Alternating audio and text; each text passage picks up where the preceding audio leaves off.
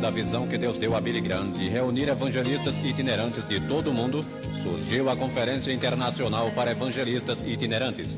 Amsterdã 86 tem como propósito encorajar e incentivar evangelistas de todo o mundo no cumprimento das palavras do apóstolo Paulo a Timóteo: faze o trabalho de evangelista. Dublado nos estúdios da Comev. Nossas famílias são uma responsabilidade que nos foi dada por Deus e são um encargo sagrado para ser guardado com a mesma fidelidade como ministrar do Evangelho. Agora eu entendo que nesta conferência aqui, com a idade média, 131 anos de idade, há muitos aqui hoje que não são casados. Gostaria de pedir a todos vocês que são solteiros, todos os solteiros aqui, levantem por favor, podem fazer isso? Todos vocês que são solteiros, espere um momento, parece que alguns estão decidindo se são solteiros ou não, mas quero que olhem à sua volta. Olhem em volta, vejam quantos são. Muito bem, podem sentar. Ouçam com muita atenção. 1 Coríntios, capítulo 7. E gostaria que anotassem esta referência em seu caderno de anotações ou em seu manual. Vou tentar seguir o esboço aqui. Espero e oro que, com a ajuda do Espírito de Deus, eu possa apresentar algumas sugestões práticas e de utilidade pessoal para vocês, mas 1 Coríntios capítulo 7 fala particularmente sobre vocês, solteiros. Muitos de vocês decidiram isso, ou então a pessoa certa ainda não apareceu, pois esperem em Deus para fazer sua escolha. Alguns são solteiros devido ao voto de celibato que assumiram, pela morte de um companheiro amado, ou você é solteiro devido à separação ou divórcio. Quero dizer isto: queremos encorajar você hoje em seu ministério como pessoa solteira. De forma alguma, sua situação como solteiro faz sua vida de menor importância, muito pelo contrário, muito pelo contrário. Você pode dar atenção integral à sua chamada. E quando você lê 1 Coríntios capítulo 7, dos versículos 9 até o fim do capítulo, você vai ver que Paulo não estava apresentando como mandamento. Ele disse: Deus não me mandou dizer isto, mas é o que penso, tenho sua aprovação em lhes falar. Um homem ou mulher que é solteiro pode dar sua atenção para a chamada do Senhor, mas o homem que é casado necessita dar atenção à sua família e à sua esposa. Veja como a Bíblia Viva expressa isso aqui, quando diz que não devemos nos preocupar. Ela diz: não se preocupem com isto, as coisas são assim.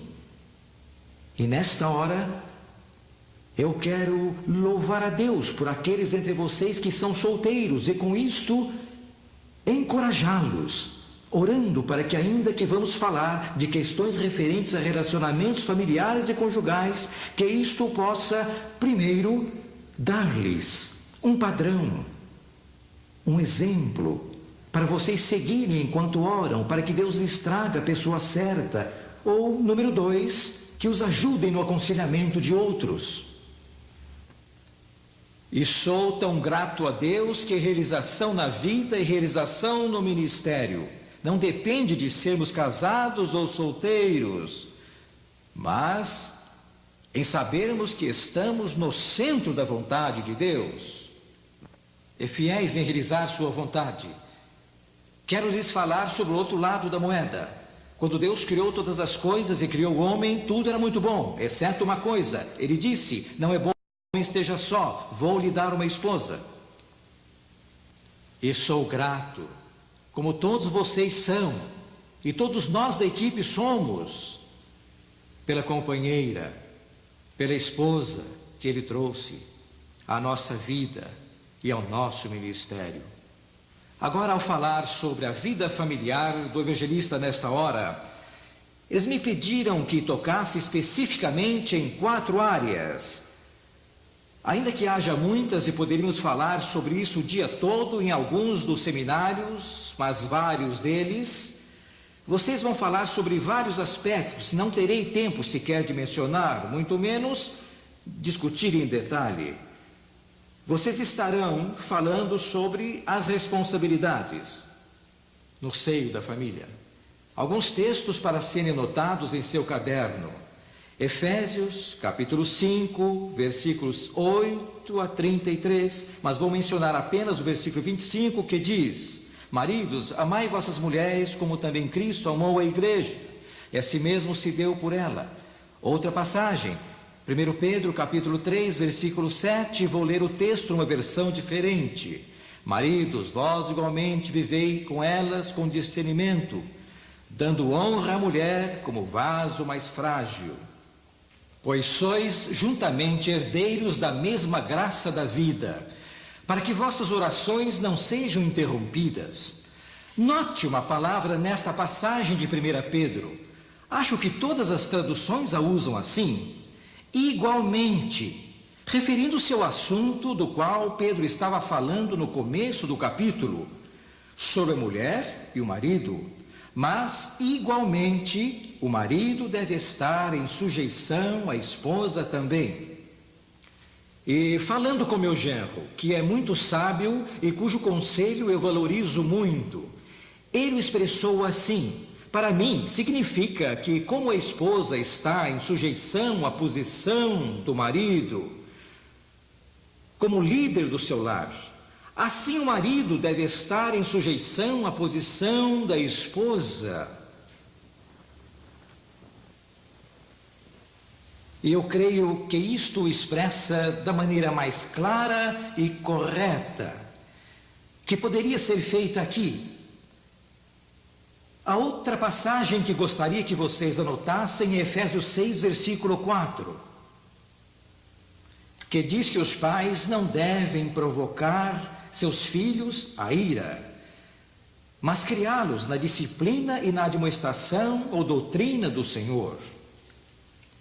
E quanto à unidade no Espírito, este é o próximo item aqui. Job declarou: parece quase que a alienação da esposa e filhos tornou-se um distintivo que prova devoção à obra do Senhor. Isto não é trágico,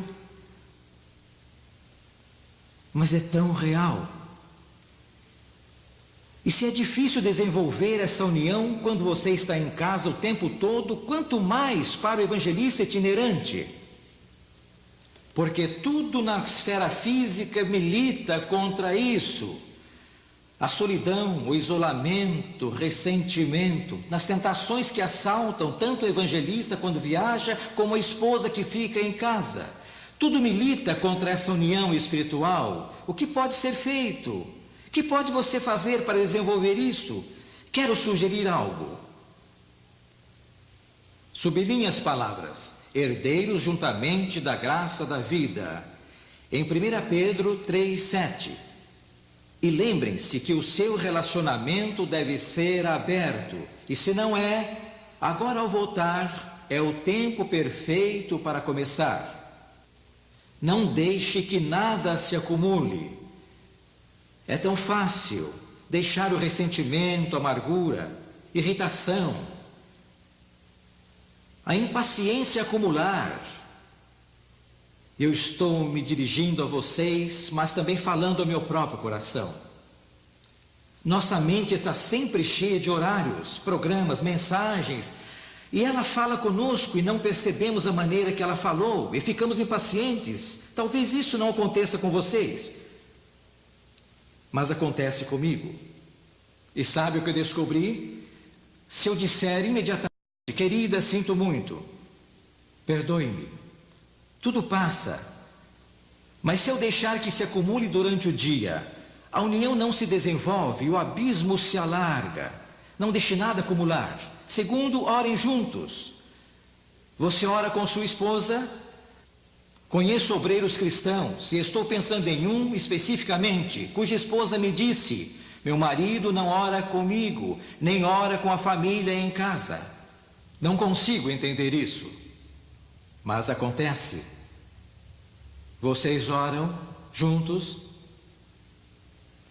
Façam o máximo possível de coisas juntos. Andem juntos, conversem, cantem juntos, riam juntos, chorem juntos, juntos. Terceiro, fique em contato com ela o mais chegado possível, tanto quando está em casa como quando está viajando. Não é verdade que é fácil dizer, bem, claro, eu vou orar por ela, e você ora quando está longe, mas quando está em casa não ora?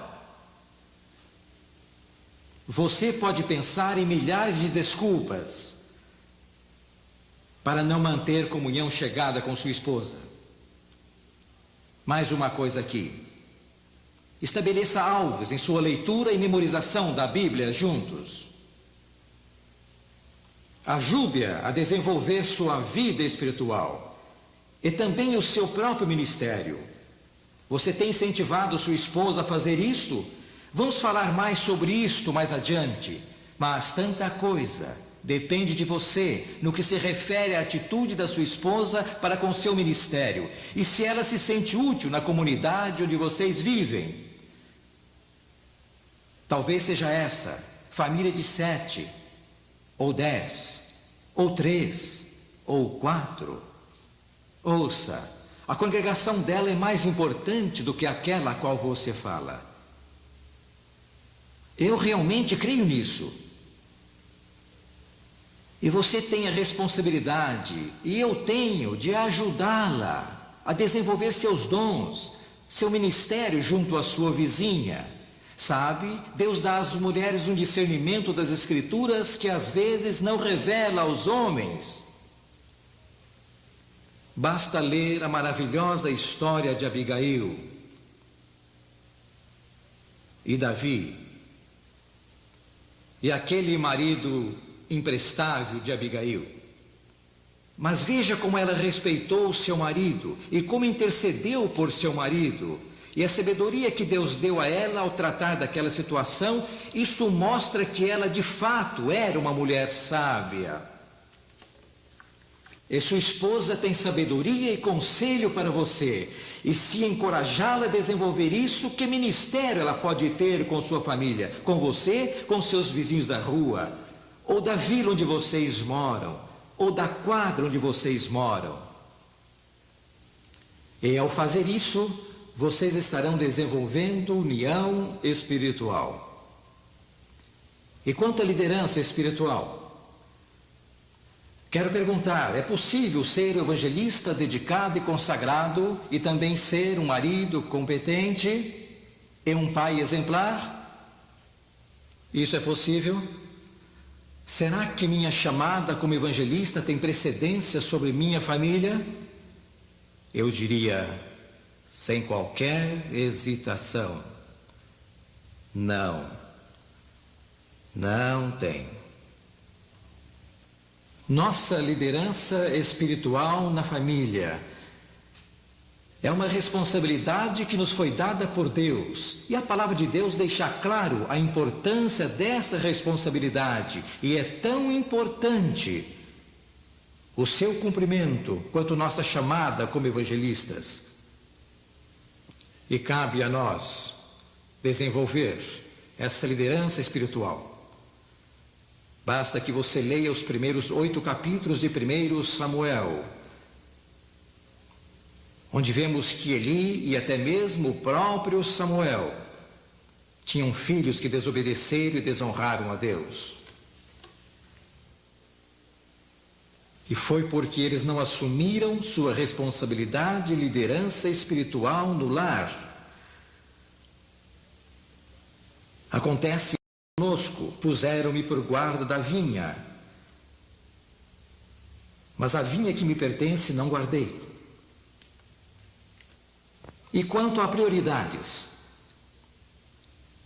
Uma outra pergunta: quais são os princípios para o evangelista determinar se está dando atenção suficiente à sua família? Em minha experiência, tentei várias fórmulas diferentes e todos nós sabemos e todos nós concordamos, a maioria pelo menos, que Deus vem primeiro. Segundo, deveria vir a família. Terceiro, meu trabalho e chamada. E quarto, tempo para descansar e relaxar. Mas nem sempre é fácil colocá-los assim numa lista, não é?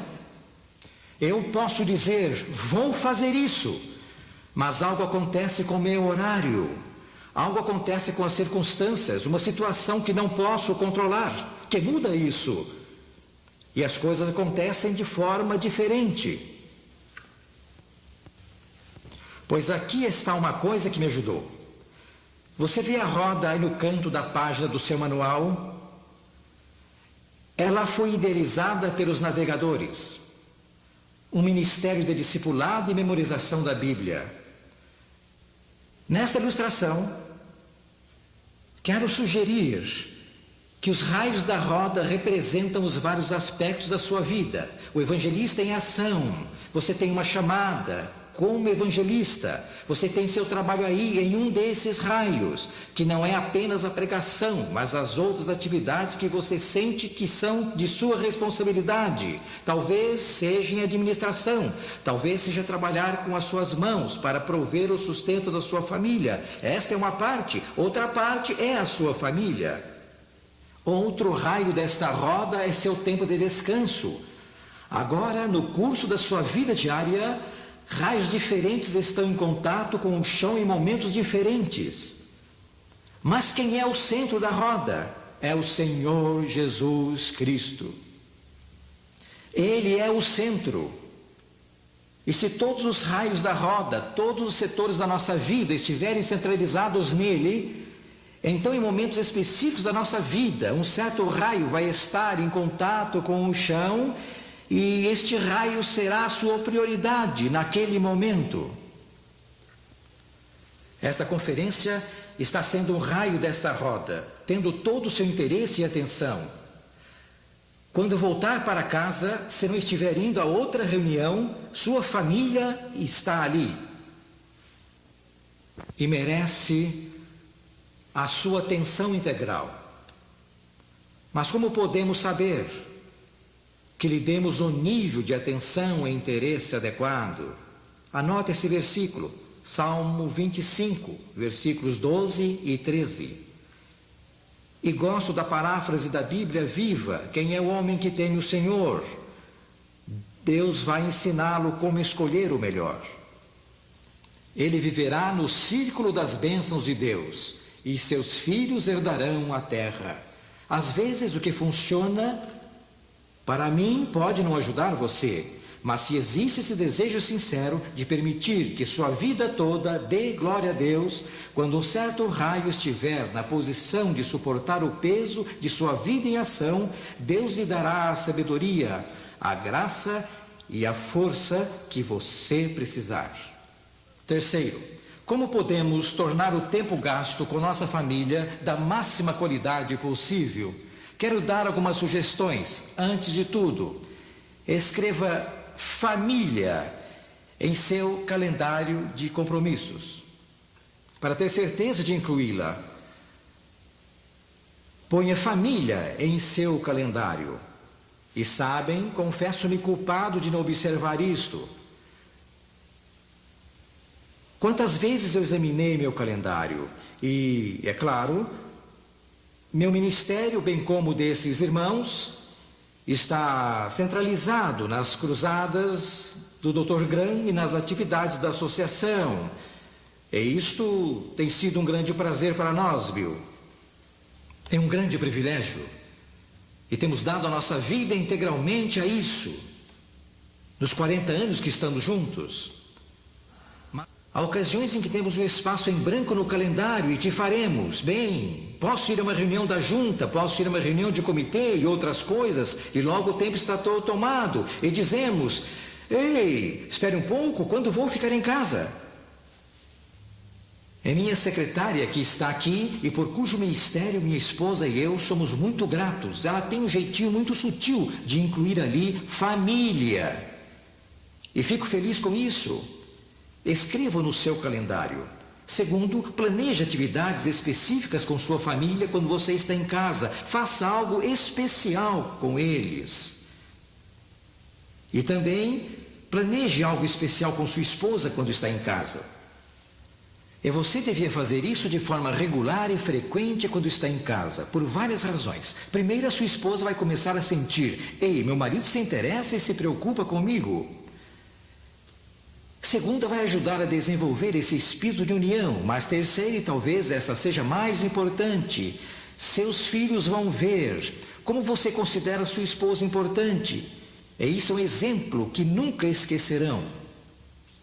Quarta, dê aos seus filhos o melhor período disponível do dia deles.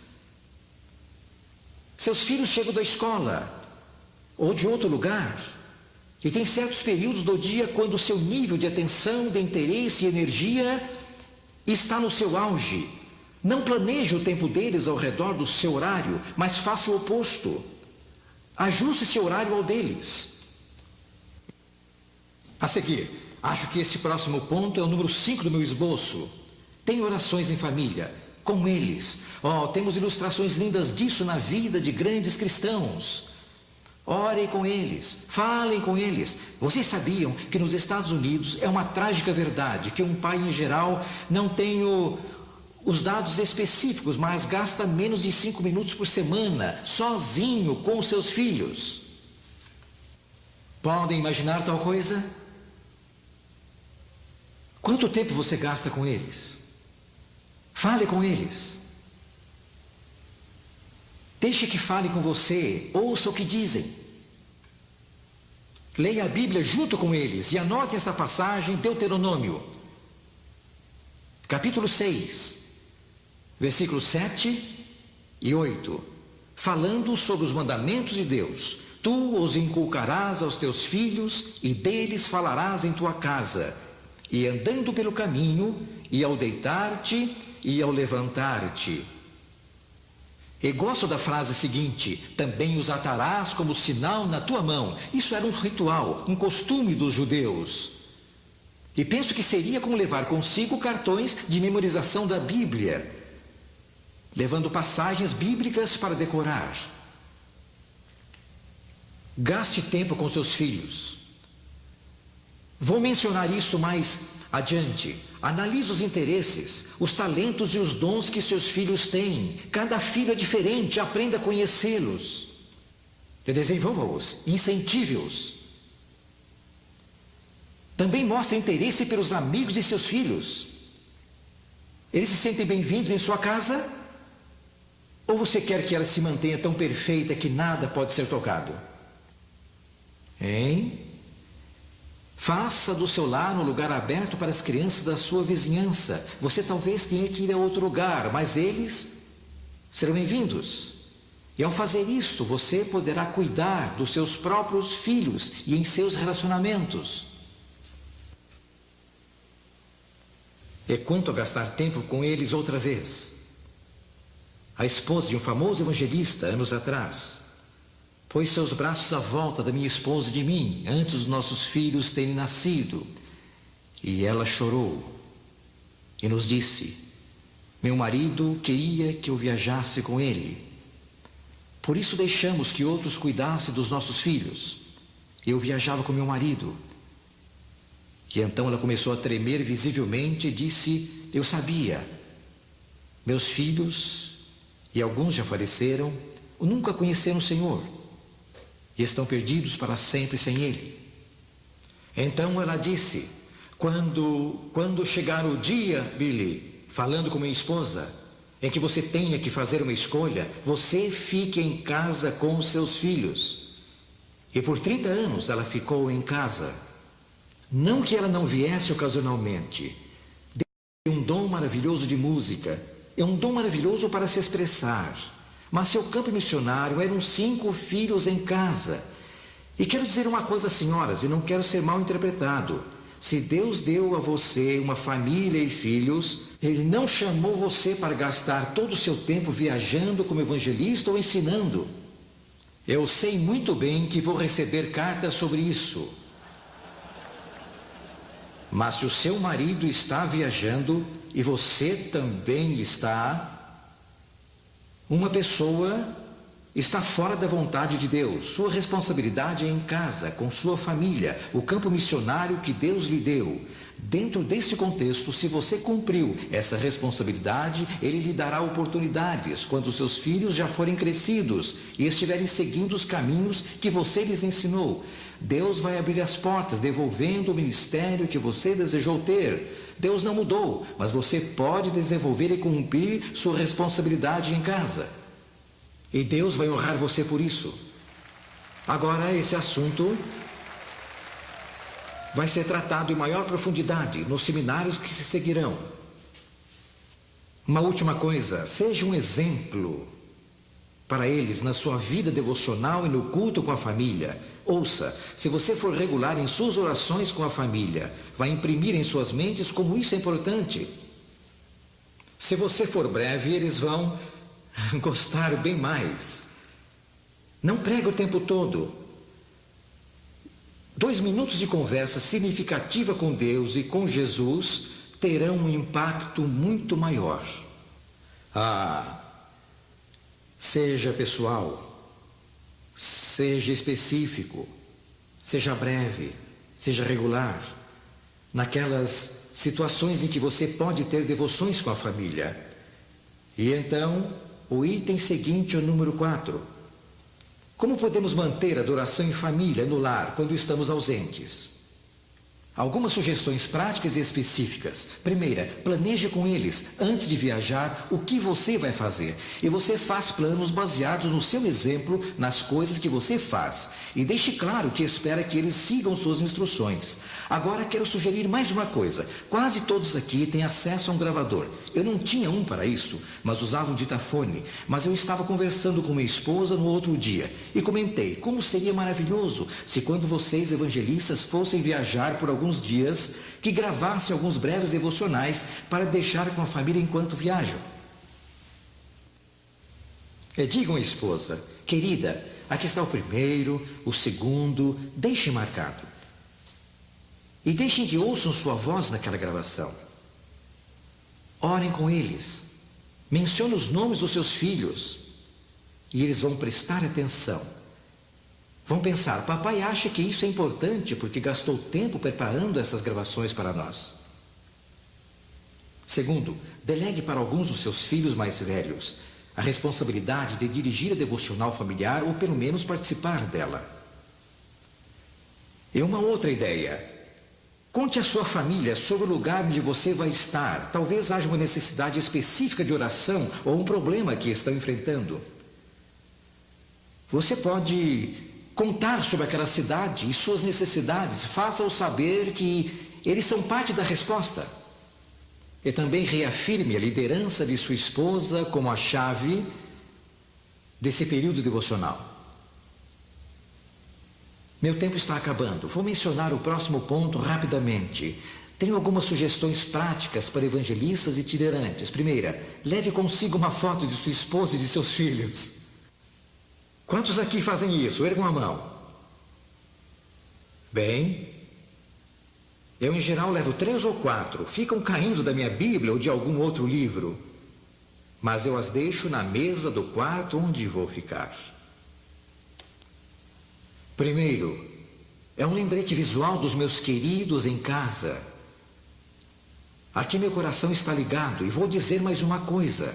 É um testemunho para a arrumadeira ou para as pessoas em cuja casa você está hospedado, que você tem uma família que considera importante. Segundo, ponha a palavra de Deus num lugar onde possa ser vista no seu quarto. Você diz, você não precisa dizer isto, mas vou dizer uma coisa. Muito facilmente aquela Bíblia pode ser coberta por revistas ou pelo jornal do dia. Todas essas coisas que ficam no quarto do evangelista itinerante. Em algumas partes do mundo, é claro, vocês não têm essas coisas. Mas eu realmente creio que a própria presença da palavra de Deus é um lembrete silencioso para nós, que ela é importante. É também uma influência poderosa para mim, que prego a palavra de Deus, e também para as pessoas que entram em seus aposentos. Em todos os países para onde vou, quando sei que tem Bíblias dos Gedeões e está nos fundos de uma gaveta, eu a tiro e a coloco lá bem à vista. Até mesmo a abro. E os Gedeões têm muitas histórias de como pessoas que tinham chegado ao fim de si mesmas entraram num quarto desses, ou pensando em matar alguém, ou em se suicidar, e em desespero, abriram aquela Bíblia ali. E eles fizeram um trabalho maravilhoso, colocando um pequeno gráfico ali, onde abrir em caso de necessidade. Há uma lista de problemas e pessoas se converteram a Deus por essas Bíblias. Terceiro, é uma presença restauradora. Eu entro no meu quarto e estou cansado e estou exausto e vejo a Bíblia, e sabe de uma coisa? Ela literalmente me chama, dizendo: pegue-me, leia, tenho a mensagem de Deus para você, posso reanimar a sua alma. Não estou tornando a Bíblia um talismã, mas, meus irmãos e irmãs, esta é a palavra de Deus, e se está onde você a pode ver, será tudo isso para você. Terceiro, exercite disciplina em seu quarto, começando por dedicar o aposento a Deus.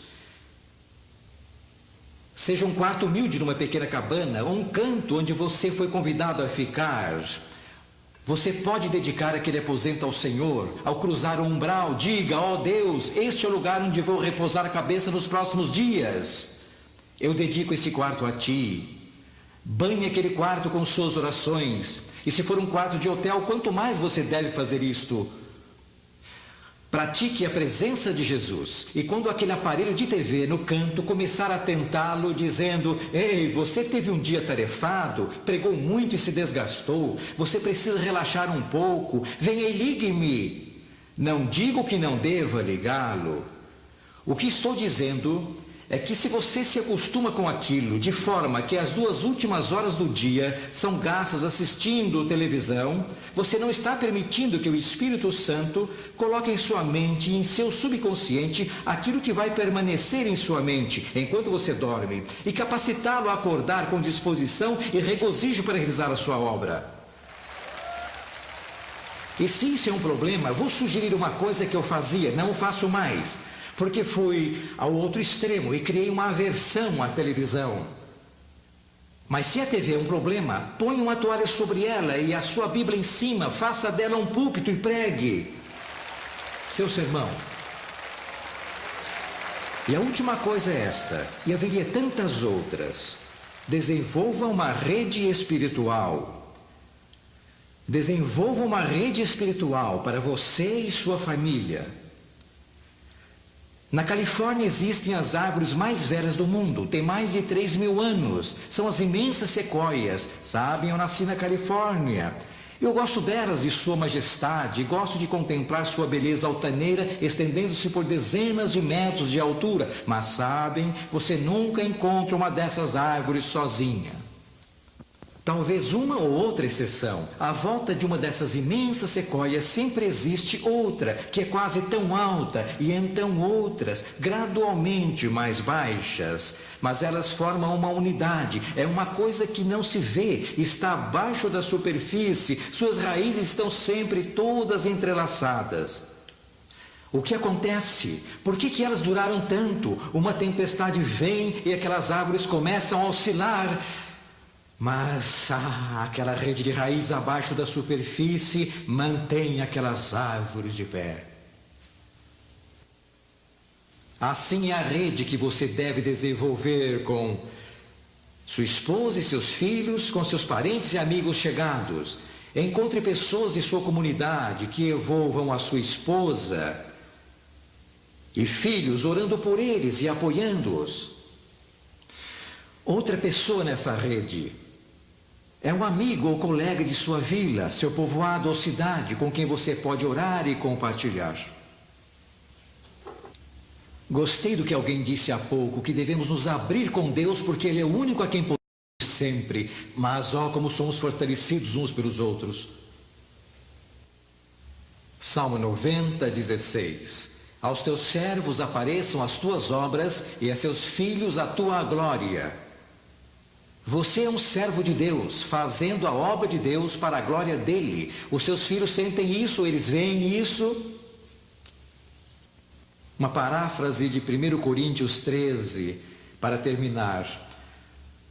Ainda que na fascinação da evidência pública, eu desperte as emoções dos homens com a minha oratória, com a minha voz ou meu talento musical, e então eu chego em casa reclamando porque o jantar está atrasado, ou porque minhas roupas não foram feitas, ou lavadas, ou passadas como eu gosto, serei como o bronze que soa, o símbolo que retine.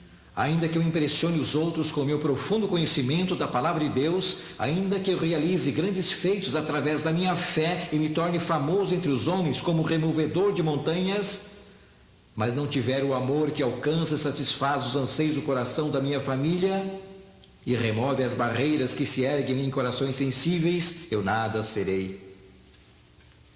Ainda que eu distribua todos os meus bens para alimentar os pobres, ainda que eu me torne famoso por entregar meu corpo para ser queimado, e no entanto em casa me comporte como um porco-espinho, ou me feche como um caramujo, nada conhecendo da glória de me dar a mim mesmo em renúncia e serviço aos que me são mais próximos e queridos, isso de nada me valerá.